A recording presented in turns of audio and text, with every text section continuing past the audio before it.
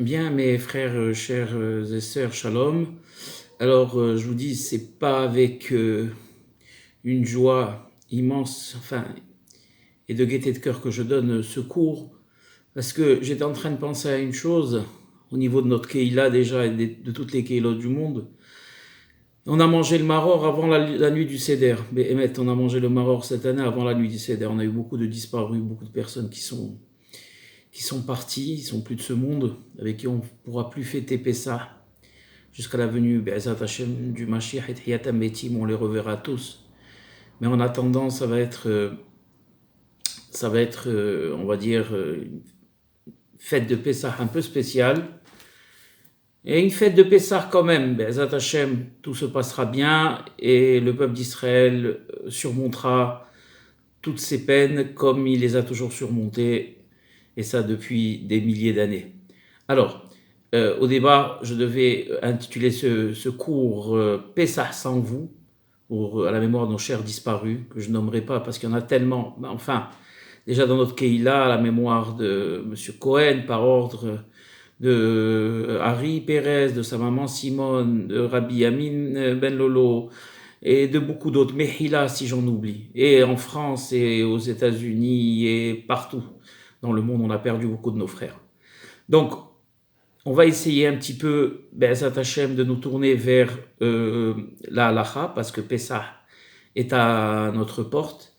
Et j'ai décidé d'appeler ce cours le guide pratique de Pessah. Je ne vais pas rentrer dans les détails halachiques de tout ce qu'on a à faire, parce que ce serait trop long.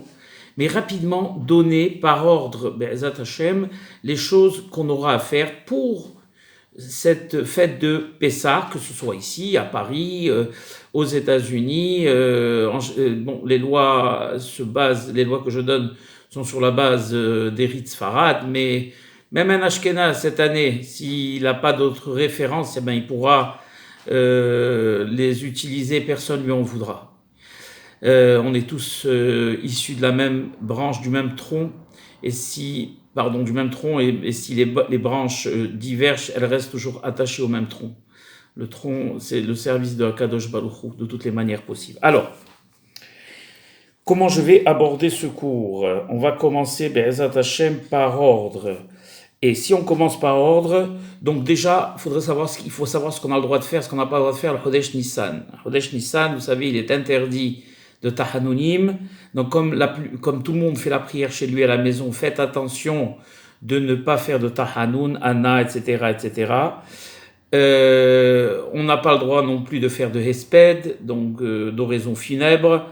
On n'a pas le droit d'être triste, et on doit se forcer à être joyeux, Be'ezat Hashem, car ils disent les Hachamim, on aura le temps de faire des Dvar Torah. Hein. Donc, mais je dis seulement que le mois de Nissan est le mois des Nissim. Nissan, il commence par un Nun et il termine par un Nun Sophite. Ils disent les Hachamim, tout ce qui termine par un Nun Sophite est définitif. Par exemple, je vous donne un exemple. Quand on dit Adam Kohes, ça veut dire qu'une personne qui s'énerve. Alors c'est quelque chose qui peut arriver de temps en temps, ou c'est pas quelque chose de fixe ou définitif. Par contre, quand on dit Adam Kaasan, c'est quelqu'un qui est définitivement colérique. Et donc, ou coléreux, je ne sais pas comment on dit, colérique ou coléreux. Quoi qu'il en soit, donc quand on a le Nun Sophite à la fin, eh bien ça prouve que c'est quelque chose d'installé, de définitif. La même chose au mois de Nissan, disent les Hachamim, Nissan avec Nun Sophite à la fin, c'est-à-dire que c'est le mois des Nissin, de manière, on va dire, définitive. Et donc, soyez sûrs, Be'ezat Hashem, et je vous donne ma parole sur la base de ce que les Hachamim disent. Et on n'a aucun droit, de douter de leurs paroles, ils ont toujours eu raison. Be'ezat Hashem, on verra le bout de cette crise, et que ce mois de Nissan sera un mois de délivrance. Et que vous verrez déjà, ce mois-ci, Be'ezat Hashem, on verra le bout du tunnel. Donc, concentrons-nous. Donc, le mois de Nissan, on n'a pas le droit d'être triste. On n'a pas le droit de faire de ta'aniot, de tzibour, des jeûnes collectifs, mais on a le droit de faire, il y en a qui veulent jeûner, par exemple, pour la hortiade de leur père ou de leur mère. Ils ont le droit de le faire. Alors, le ta'anit, oui, il y aura un ta'anit qui va s'insérer, c'est ta'anit bechorot, donc le jeûne des premiers-nés. J'ai pas le temps d'expliquer en disant en quelques lignes seulement que les premiers-nés devaient eux aussi, disent les Hachamim, mourir au même titre que les premiers-nés égyptiens, parce qu'il n'y avait pas une grande différence. Malheureusement, le peuple juif se comportait pas de manière complètement différente des Égyptiens. C'est pour cela que c'est par le Hesed d'Akadosh Baruch Hu qu'il a épargné nos premiers-nés. Il y en a qui disent même que les filles aussi premiers-nés doivent jeûner. Mais nous, les Séfaradim, c'est les garçons, les premiers-nés garçons qui jeûnent. Donc le jeûne aura lieu donc mercredi. Alors comment faire? On avait l'habitude de suivre un sioum d'une maséchet. Bon, je pense qu'aujourd'hui avec l'application Zoom et connexion qu'on a, cette crise nous aura au moins appris à nous connecter, à être ensemble. Il y a beaucoup de choses que cette crise nous a appris, il y a beaucoup de choses qui font qu'on a changé de comportement. Vous voyez le Hesed de Akadosh Baruch Hu dans tout. Akadosh Baruch Hu, il veut toujours que le bien, même si on n'arrive pas à le percevoir. Et parce qu'il y a un écran, il y a une contraction de cette lumière, du Tov qui vient de Akadosh Baruch Hu, et qu'on n'arrive pas à percevoir. Notre travail, nous, c'est d'aller chercher et percevoir toujours le bien qu'il veut. Et là, voilà, cette crise, elle nous a permis à nous de nous connecter, d'écouter des shurim tous les soirs, Baruch Hashem. Et donc, je pense que le Ta'anit, donc des Bechorot, en l'occurrence mercredi 8, si je me trompe pas, je regarde quand même, eh bien, ça sera possible grâce à une connexion à un cours de Torah. Qu'est-ce qu'il y avait de... Oui, alors, comme on fait la prière chez soi, faites attention de ne pas lire, vous savez, tout ce qui est écrit en caractère fin, qu'on a les Mizmorim, comme par exemple, Mizmor les David, Mizmor et Adonai Beyom Tsara, Tefila les David, etc., qu'on ne lit pas tout le mois de Nissan. Même si c'est une partie seulement du mois de Nissan, qui est où il y a Pessah, ça commence le 15, ça termine le 22, malgré tout, étant donné qu'ils disaient Hachamim, le premier Nissan c'était l'inauguration du Mishkan et que ça s'est déroulé pendant 13 jours, jusqu'au le 14e jour c'était la cravate du Korban de Nissan, ensuite on a eu toutes les fêtes de Pessah, donc toute la partie, on va dire la majeure partie du mois du Nissan était un mois de fête, et donc les Hachamim ont décidé que tout le mois de Nissan ça serait un mois de fête, et donc il n'y ait pas de Tahanunim. Voilà. Alors, je regarde si Dieu veut, Be'ezat Hashem. Donc c'est mercredi, bien sûr, qu'il y aura donc le jeûne des Bechorot. Mais arrangez-vous tous pour pouvoir suivre un sioum qui vous permettra de ne pas jeûner. Ensuite, Be'ezat Hashem, on aura donc ce Shabbat, c'est donc après-demain, ou demain soir, commence, on appelle ça Shabbat Hagadol, c'est le grand Shabbat, c'est un Shabbat très spécial, parce que c'est le Shabbat qui a précédé la sortie de nos frères d'Égypte, et il y a eu des grands miracles qui se sont passés à ce Shabbat, il y a des dizaines de choses qui se sont passées, et il y a des dizaines de raisons pour lesquelles on appelle ça Shabbat Hagadol. Une des raisons pour lesquelles on appelle ça Shabbat Hagadol, c'est que le 10 du mois de Nissan, ils avaient déjà amené les béliers qui devaient offrir au Korban Pessah chez eux à la maison. Et vous savez que le Korban, les Égyptiens adoraient le bélier. Et quand ils ont vu leur bélier attaché au lit et dans les maisons juives, ils leur ont posé la question, mais qu'est-ce que vous faites avec nos dieux? Alors ils leur ont répondu, les juifs, parce que c'était Shabbat, on n'a pas le droit de mentir à Shabbat. Même en semaine, on n'a pas le droit. Mais Harami disait, Mata Shabbat ala Ulo Meshaker, donc il ne ment pas le Shabbat. Et donc, ils leur ont dit, si on a ces béliers, c'est parce qu'Akadosh Baruch Hu nous a dit que les premiers-nés égyptiens allaient mourir et on allait sortir et qu'on devait offrir ce korban. Quand ils ont entendu ça, les Égyptiens, ils sont allés chez Paro et ils ont dit, relâche tout de suite les Juifs parce que ça va être le malheur pour nous tous. Et il y a eu une bataille au sein même des Égyptiens entre eux, ils se sont entretués. Et donc il y a eu et ils n'ont pas touché au Ham Israël. Les Makkés Mitzrayim Bifroleim est marqué dans la Gada, c'est-à-dire qu'entre eux déjà ils s'étaient entretués. Donc en souvenir de ce grand miracle, on appelle ça Shabbat Hagadol. Alors Shabbat Hagadol, on a l'habitude de faire plus de plats que on fait pendant Shabbat Ragil, le Shabbat de toute la semaine. L'Haftara de Shabbat, c'est Ve'arva Lashem. Malheureusement, on ne pourra pas se rendre à la synagogue pour l'écouter. Et on avait l'habitude, bien sûr, d'écouter ce Shabbat, la dracha du Rav Rashi de la ville, qui venait nous expliquer toutes les halachot concernant la fête de Pessah, les matzot, la galat kelim, etc. Cette année, On n'aura malheureusement pas l'occasion, mais bon, Baruch Hashem, on a tous des livres, on peut tous étudier, on peut tous rendre ce Shabbat grand comme il a été à l'époque où sont sortis nos frères. Sachez une chose qui est étonnante, et c'est là où vraiment on voit, malgré le fait que moi je sois très, très cartésien, et que je vois pas partout, comme beaucoup de gens, des signes dans tous les domaines. Par contre, il est étonnant de voir que vous savez qu'ils sont sortis d'Égypte le 15 Nissan de l'an 2448, qui était un jeudi. Et on va fêter Pessah cette année un jeudi. Et donc le Shabbat Agadol, c'était le 10 Nissan qui était un Shabbat, le Shabbat qui précédait la sortie d'Égypte. Et cette année aussi, je crois que le Shabbat, bien sûr, ça va être le 10 Nissan, si je me trompe pas. Je regarde ici. Et oui, le Shabbat, ça sera Be'ezat Hashem le 10 Nissan, le 4 avril 2020. Donc regardez un petit peu les coïncidences. Aussi également, vous savez que la veille de la sortie, ils sont tous restés chez eux quand il y a eu Makat Bechorot pour voir, parce qu'Akadosh Baruch Hu leur a ordonné de rester, de mettre du sang sur les linteaux pour que le Malach HaMavet, il passe. C'est pour ça qu'on appelle ça Pessah, parce qu'Hachem chez Passah Hakadosh Baruch Hu al-Bate Avotenu Bemitzrayim. Il a évité les maisons des premiers des Juifs et il est allé chez les Égyptiens et il les a tous les premiers Égyptiens sont morts. C'est-à-dire qu'on sortait pas de chez nous, on restait enfermés parce que malheureusement quand la pestilence passe et que le Malach HaMavet passe et les Mashhitim, on doit fermer notre porte, baisser la tête, courber les chines et laisser les épidémies et le Mashhit faire son travail. Comme cette année encore.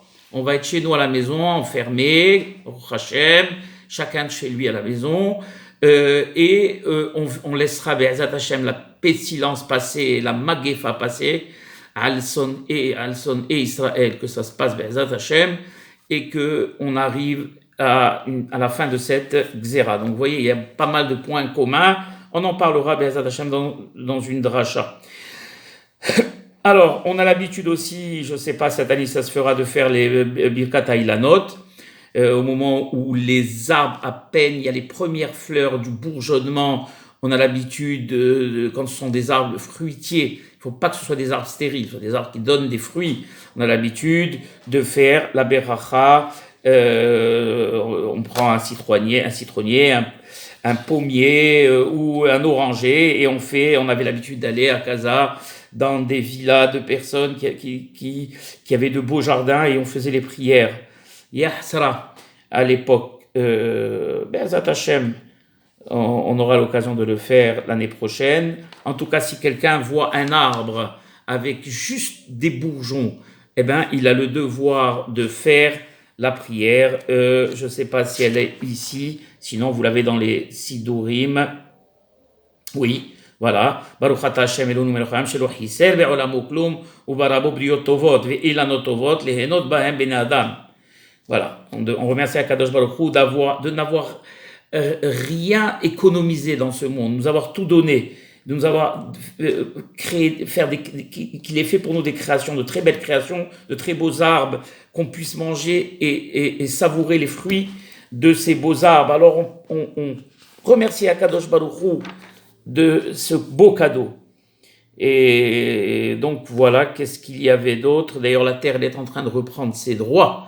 Actuellement, on m'a dit que les canards se baladaient à Paris, qu'il y avait des manifestations des sangliers.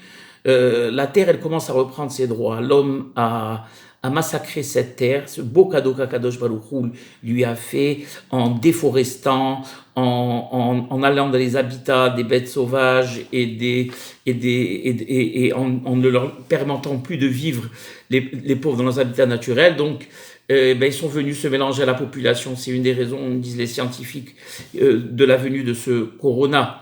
Certaines bêtes de la chauve-souris et un lézard, j'ai oublié le nom, ce croisement a fait que, comme il était consommé par les Asiatiques, eh bien c'est de là, sur un marché, ils disent de Wuhan, où un commerçant qui devait être blessé a touché ce lézard, qui avait ingurgité des fruits sur lesquels avait uriné cette chauve-souris, imaginez un petit peu, et qui a développé ce virus. D'où toutes les lois de la Torah nous interdisant de manger les rampants, les sharatim. Ça, c'est encore une autre histoire. Mais encore une fois, pourquoi j'en parle? C'est parce qu'on parle de Birkat Ilanot.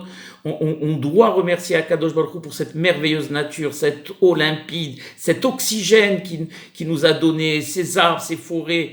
Et nous, au lieu de ça, malheureusement, on les a détruits. Et là, Akadosh Baruch Hu, il a dit, il y en a marre, Daï, cette terre, je vous ai fait un cadeau magnifique, et vous êtes en train de la déterrer, de la détruire. Alors maintenant, il faut lui laisser reprendre son droit. Et c'est pour ça que maintenant, tous les scientifiques sont unanimes sur des photos satellites. On voit une différence énorme entre ce qui se passait à l'époque avec la couche d'ozone et actuellement maintenant. Il y a des zones qui commencent à être complètement limpides et complètement claires. Même Paris, quand on l'a regardé à l'époque, ou même ces grandes villes industrielles, avec le brouillard de la pollution, ne nous permettait pas d'apercevoir à plus de, allez, on va dire 5, 6, 7 kilomètres.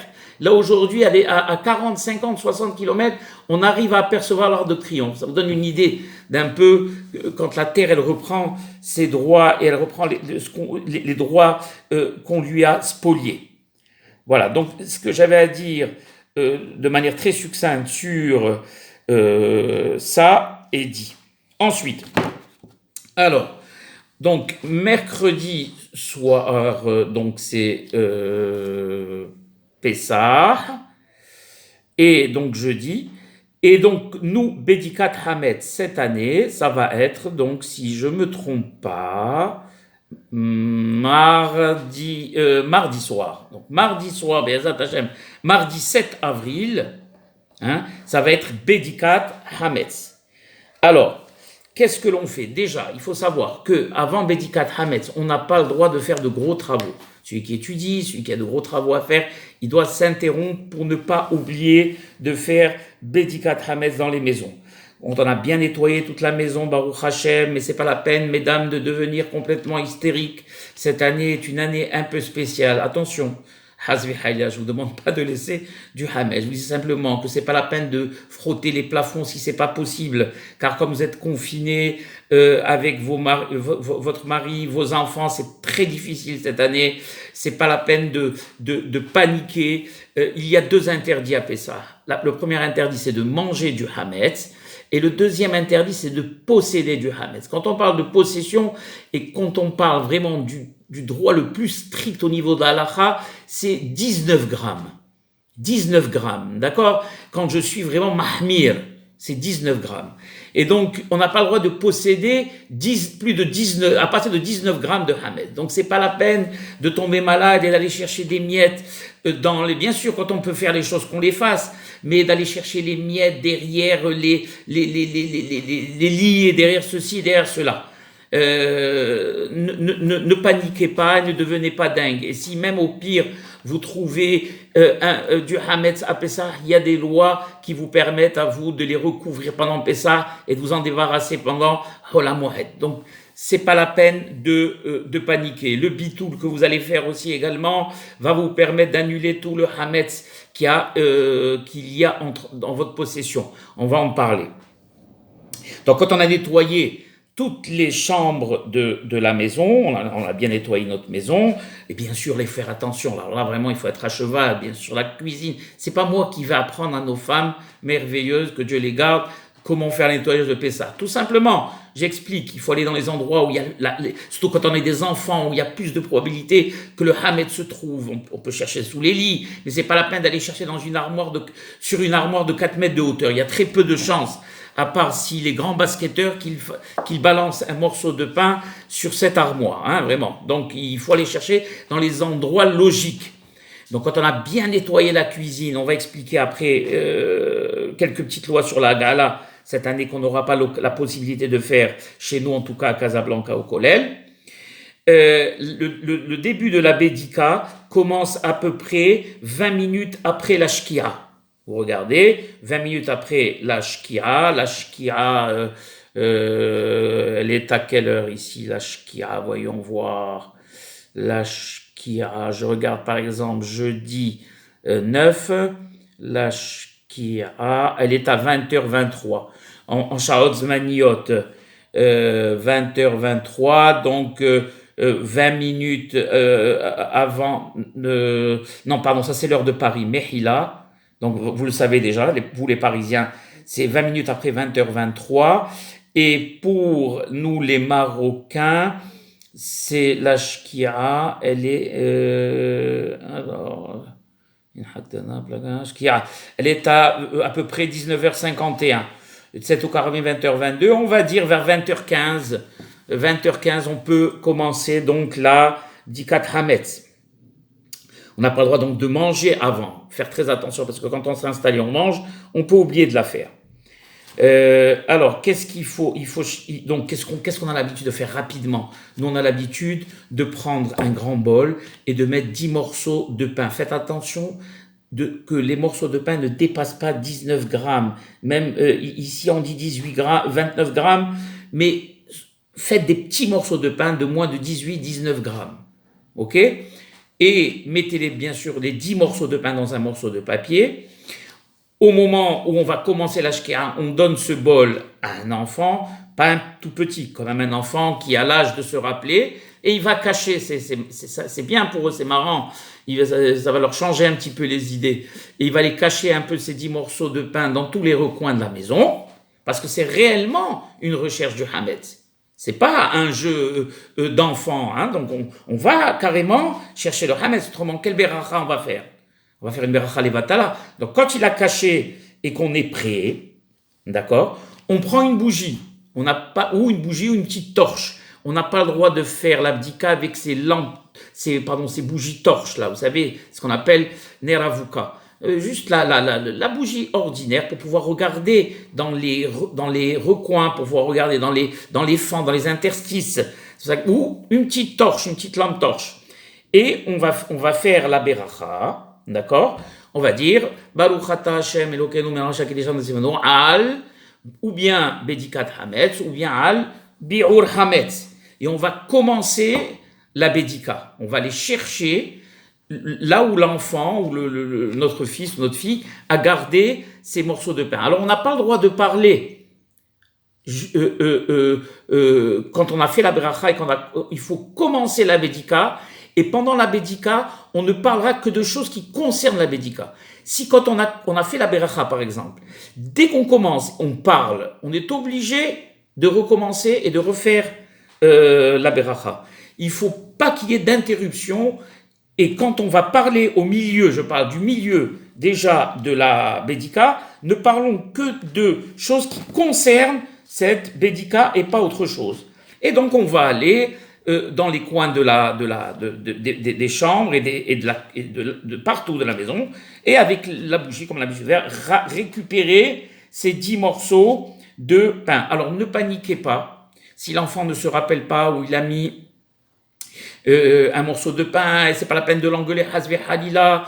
Et vous savez, les fêtes, c'est toujours, malheureusement, il y a toujours le Satan qui est roquette, qui danse et qui aime les ambiances de nerfs et de fatigue et d'irritabilité, surtout qu'on est tous confinés, ça fait maintenant des semaines, et donc tout le monde en a marre. Et donc, essayons justement de garder notre calme et de ne pas nous énerver, hasbi halila, pour n'importe quoi. Et s'il a oublié, il ne sait pas où c'est que c'est, on lui laisse le temps de se rappeler. S'il ne s'en rappelle pas du tout, alors, étant donné que je vous avais demandé dès le départ des petits morceaux de moins de 19 grammes, ça sera annulé avec le bitoul. Et si on le retrouve pendant la fête, on le recouvrera avec un bol. Et après, pendant les mi-fêtes, on s'en débarrassera. Alors, une fois qu'on a ramassé les 10 morceaux de pain, oui, on ne dit pas aussi, je regarde ici rapidement, on ne dit pas aussi chez Yanou pour la Bedika de Hametz, Mehila. Et si on veut dire chez Yanou, alors on fait en sorte d'avoir un fruit nouveau, quelque chose de nouveau, et on se concentre sur ce fruit en même temps, et on pourra dire chez Yanou. Alors, une fois qu'on a ramassé, oui, alors la bédika de Hametz, elle peut se faire dans plusieurs maisons à la fois. C'est-à-dire que le maître de maison, il peut la faire chez lui, envoyer ses fils, quand ils ont entendu eux-mêmes la prière, ils peuvent sortir et aller dans d'autres endroits pour faire Bédikat Hametz, comme envoyé de leur père. Et c'est comme si le père lui-même faisait cette Bédika. N'oubliez pas de faire la Bédika aussi dans vos voitures avant parce qu'autrement, si, on ne pourra pas l'utiliser pendant les mi-fêtes. Pour ceux qui travaillent et qui l'utilisent pendant les mi-fêtes. Qu'est-ce qu'il y avait d'autre ici? Donc après la Bédika, qu'est-ce qu'on dit? Faites attention parce que le lendemain, quand on va brûler le pain, il y aura une formule qui lui ressemble mais qui n'est pas la même. Alors on l'a dit, on a l'habitude pour nous, on l'a dit en araméen, mais pour celui qui ne comprend pas, et qui comprend ni l'hébreu ni l'araméen, il vaut mieux qu'il la dise en français, parce que c'est une formule qui n'a de valeur que si on la comprend. Alors qu'est-ce qu'on dit? Kol hamira de kabir shuti, de la hazita, tout le vin, etc., que j'avais en ma possession, que je n'ai pas vu et que je n'ai pas éliminé, l'ivati élevé, afin qu'il soit considéré comme le sable de la terre. Voilà. Donc on peut le dire en français, on peut le dire en hébreu, dans la langue qu'on comprend. Et s'il ne dit pas, il ne comprend pas ce qu'il dit, eh bien, il n'a pas fait d'annulation. Cette annulation est importante parce qu'on se débarrasse et on annule tout Hametz qui est en notre possession. Alors, qu'est-ce qu'il y avait d'autre? Il y a beaucoup de lois, mais je saute parce que on n'a pas le temps, mais il a de les regarder toutes. Oui, tout ce qui est resté du Hametz. Alors, mercredi soir, il va bien sûr rester du Hametz. On va dîner et il faut faire attention quand on a des enfants, surtout que tout soit rassemblé dans un seul endroit pour ne pas que les enfants les prennent et les éparpillent et cassent un peu tout le magnifique nettoyage que vous avez fait. Vous allez prendre un morceau de pain, le mettre sous un matelas ou quoi que ce soit. Donc tout soit rassemblé dans un endroit où on a tous l'habitude de manger parce qu'on va l'utiliser pour le petit déjeuner aussi. Donc on va manger mercredi soir et on va manger jeudi matin. D'accord? Donc voilà, et pour pas qu'ils se mélangent. Les femmes, les dames aussi, elles sont... s'il arrive que le mari ne soit pas à la maison, hein, eh bien la femme, il est au travail, dans les années précédentes on était tous au travail, la femme, elle va dire elle aussi le bitou, la formule d'annulation qu'on dit le lendemain. Et quelle est la formule d'annulation qu'on dit? Kol hamira de kadir shuti, des hasités. La veille, on a dit des la hasités que je n'ai pas vu. Maintenant, je ne peux pas mentir, puisque je l'ai vu, je le vois, il est devant moi. Des hasités, ou de la hasité, celui que je n'ai pas encore vu. Des biarté, ou de la biarté, tout pain ou le vin que j'ai vu, ou que je n'ai pas vu, que j'ai annulé ou que je n'ai pas annulé, qu'il soit considéré comme le sable de la terre. Voilà. Alors, une fois qu'on a fait tout cela, on va dire après les horaires d'interdiction du Hametz, c'est par palier.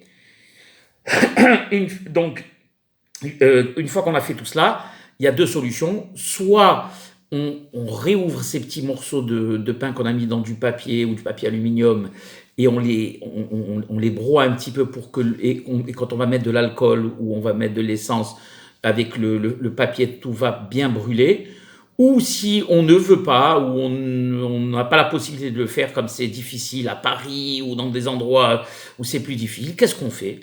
On va reprendre tout ce pain, on va le mettre dans un bol, ou dans une boîte de conserve ancienne en aluminium, et on va verser dessus de la javel jusqu'à le rendre, ils disent les haramim, ma'ous l'achilat kelev, que même un chien, hutmik votrem, s'il s'approche, il n'aura même pas envie de le goûter. Il faut que ce soit immangeable. Et une fois qu'on a terminé, qu'on l'a complètement rendu immangeable, alors à ce moment-là, on a fait la mitzvah de Bi'ur Hametz. Alors, il faut regarder les calendriers, parce qu'ici, moi, je me base sur le Shulchan Aruch et on parle ici en Sha'ot Zmaniyot, heure saisonnière. D'accord? Donc regardez bien le calendrier. Il y a une heure limite. Ici par exemple, Hametz Mishesh Sha'ot Biyom, donc le mercredi, on parle ici de mercredi. Asur minatora ben be'achila ou ben be'hana'a. À partir de la 6e heure, on calcule, il faut regarder. Et là, on ne peut plus. 6e heure, on calcule par rapport au lever du soleil. Mais faire très attention, mes frères, s'il vous plaît. Je ne veux pas que vous fassiez d'erreur. Vous prenez les calendriers aujourd'hui du consistoire ou de Beth Chabad ou tous les calendriers et vous aurez l'heure exacte d'interdiction et de possession et de manger du hametz. Les Chachamim ont fait un seyad, c'est-à-dire une barrière protectrice, et ils nous ont interdit de manger ici du pain à partir de la 4e heure. Donc regardez, ça va se décomposer comme ça. On aura la 4e heure, la 5e heure et la 6e heure. 6e heure, plus de hametz. 4e à 5e, 6e, on aura le droit encore de le vendre. Et 4e, à partir de la 4e heure, misof arba sha'ot ad sof hametz sha'ot, de la fin de la 4e, de la fin de la 4e heure à la fin de la 5e heure, on a le droit d'en profiter, c'est-à-dire de le vendre, etc., etc. Et du début de la 4e heure, on n'aura plus le droit de manger du hametz. Donc vous regardez, il y a la première interdiction, c'est d'en manger. Quand on a terminé le petit déjeuner, tac, on remballe tout, on fait le bi'ur hametz. Ensuite, on a pendant une heure pour pouvoir le vendre, et ensuite, une heure après, on n'a plus le droit, bien sûr, et c'est évident, ni d'en manger, ni d'en avoir en notre possession. Vous regardez, s'il vous plaît, les calendriers.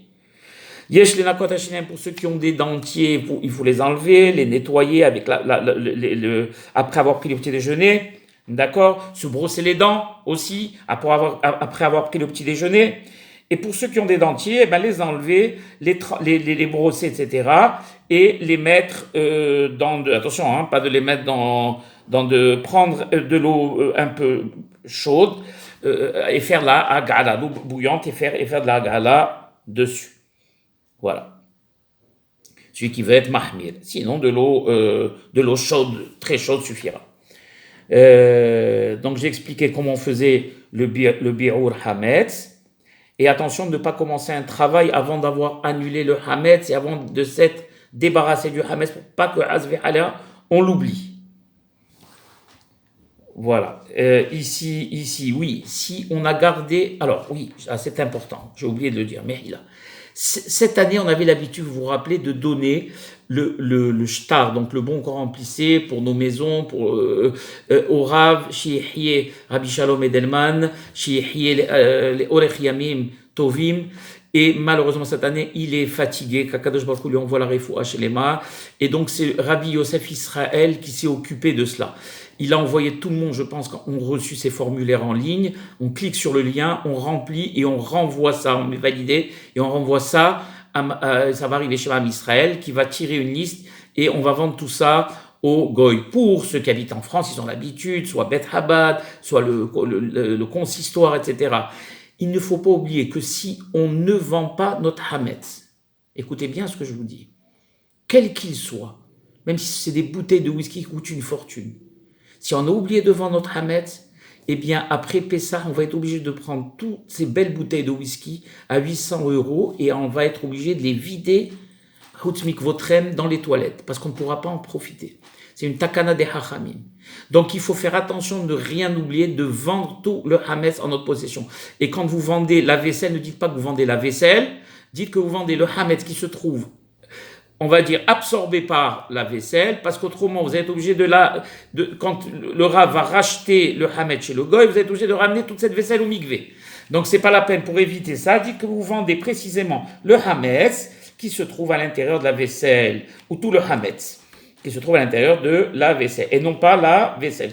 Et bien sûr, tout le hametz, vous avez des placards que vous allez fermer, vous allez mettre hametz, et vous précisez quel est quel placard, voilà, je vends ça.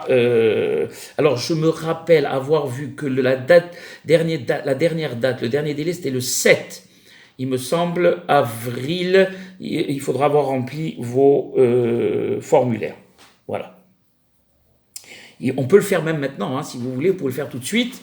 De toutes les façons, la vente ne sera réalisée qu'à partir du moment où le rabbin le fera. Donc même si vous envoyez en ligne votre formulaire, et vous voulez corriger, vous pouvez renvoyer encore un nouveau formulaire en ligne, bien qu'il vaille mieux avoir déjà, savoir exactement où on a mis le Hametz. Voilà.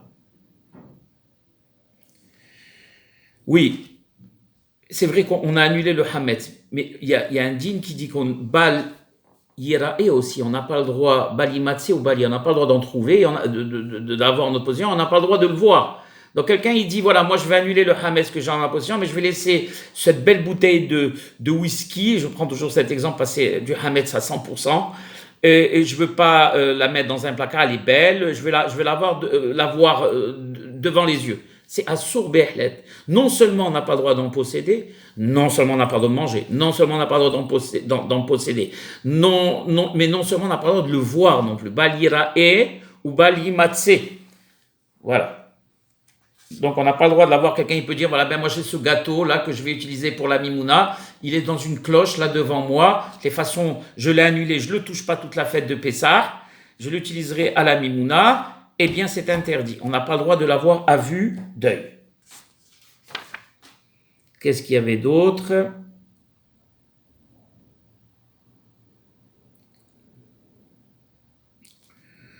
C'est tellement, le dîn de Hametz, c'est tellement dur que, par exemple, si on a un parfum qui coûte très cher, et il y a une tarouvet de Hametz dedans, il y a du Hametz, quelque chose qui donne de l'odeur, par exemple, et il y a du Hametz dedans, et qu'on a oublié de le vendre après ça, on n'a même plus le droit de le sentir et de profiter de l'odeur après Pessah.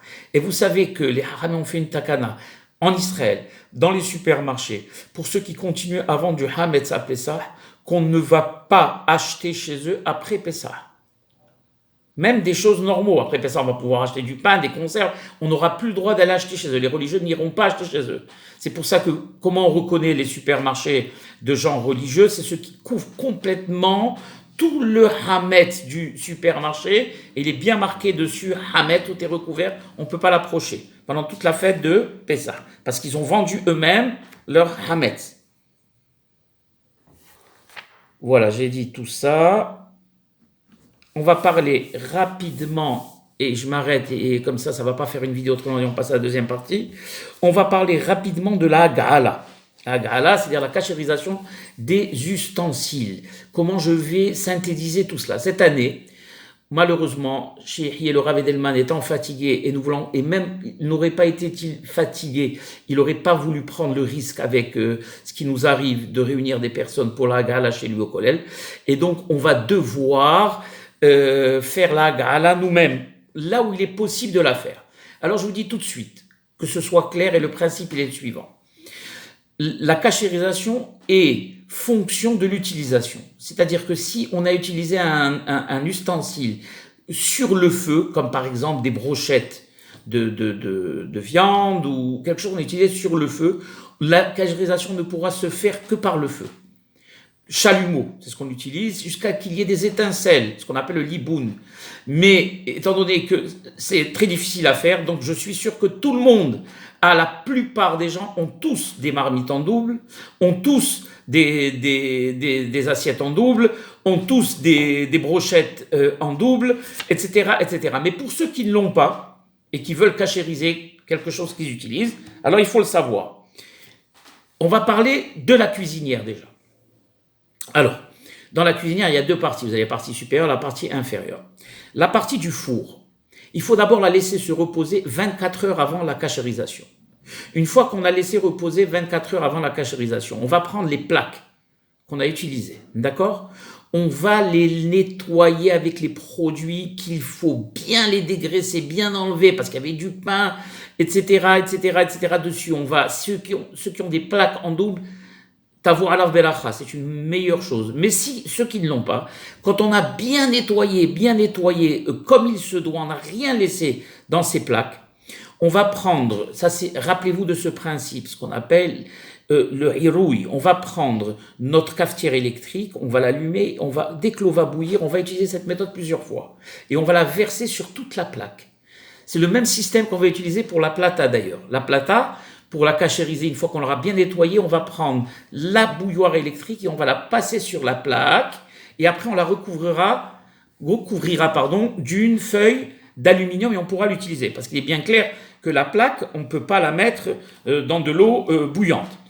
Donc, une fois qu'on a pris ces plaques de four, qu'on les a bien nettoyées, etc., qu'on a pris notre four, qu'on a avec du décafour très bien nettoyé l'intérieur, on rentre les plaques et on met le four au maximum. Je crois que c'est 250 degrés ou 200 degrés, je ne sais pas, je m'y connais pas. Et on laisse au moins pendant 10 minutes, 8-10 minutes, et votre four, il est prêt. Ça, c'est la partie inférieure. La partie supérieure, qu'est-ce qu'on a? On a les grilles et on a les têtes. Alors, comment on peut faire ça? Les têtes, il y a un système. Alors, il faut toujours, on précède toujours par le nettoyage total avec les produits ménagers, les produits qu'il faut pour les nettoyer. Une fois qu'ils sont nettoyés, moi personnellement, je prends les têtes de gaz, je les mets dans une grande marmite d'eau bouillante. Il faut que l'eau boue, qu'on voit les bulles, et je jette les têtes à l'intérieur de l'eau bouillante, de même que les grilles. Quand je les ai bien nettoyées, je les jette, je les mets à l'intérieur d'une grande marmite d'eau bouillante et je laisse pendant 4-5 minutes. Si on ne peut pas faire, parce que les grilles ne rentrent pas, quand on les a bien nettoyées, on va reprendre cette carafe dont je viens de parler maintenant, d'eau bouillante. On va, une fois qu'on a bien nettoyé, on va verser l'eau bouillante autant de fois qu'il faut sur les grilles, d'accord? Et les grilles seront prêtes. Pour les têtes de gaz, on peut prendre on va prendre une grille, d'accord, qu'on va poser sur le feu et on va mettre les têtes dessus. Pas trop longtemps, pas les abîmer. Pour passer, on va faire un genre de liboune pour bien cachériser ces grilles. Une fois qu'on a tout terminé, on prend du papier aluminium et on recouvre le tout comme ça, on est tranquille. Ça, c'est ce qui concerne la cuisinière. Le micro-ondes, on fait la même chose. On nettoie bien le micro-ondes à la bouteille, bien comme il se doit. Ensuite, on va prendre un grand bol d'eau. Vous avez d'habitude, je reste des heures à expliquer à la gala, on n'a pas le temps. Moi, je vous donne des grosses idées. Vous prenez donc un grand bol, vous mettez de l'eau et vous tournez le bouton du micro-ondes à fond et vous laissez pendant 15-20 minutes. Dans le bol, vous mettez du savon et avec l'évaporation, ça va nettoyer tout l'intérieur du micro-ondes. Une fois que tout est bien nettoyé, on essuie bien et le four est utilisable. Alors oui, n'oubliez pas qu'il y a une assiette dans ce micro-ondes. L'assiette, il n'y a pas de problème, c'est du verre. Le verre, on n'a pas besoin de cachériser. D'accord? On peut passer dessus de l'eau bouillante, pas trop chaude, pas le faire éclater, nettoyer, et le micro-ondes est utilisable. En ce qui concerne les congélateurs, je n'ai pas besoin de vous expliquer. Avant de Pessah, déjà, on a vidé les congélateurs. Sauf s'il y a des parties qu'on veut vendre, qu'on ne veut pas utiliser, on va les scotcher et on les inclura dans la vente du Hametz. De même que les placards de cuisine, n'oubliez pas de mettre un panneau sur lequel vous mettez Hametz et scotchez-les parce que par réflexe, on peut les ouvrir. Or, ils ne nous appartiennent plus, même s'ils sont à l'intérieur de la maison encore et que ce sont nos placards, en réalité, on a tout vendu. Donc, on n'a pas le droit d'y rentrer. De même que le placard qu'on a vendu, et s'il y a une clé, il faut prendre la clé et la garder pour ne pas que par inadvertance,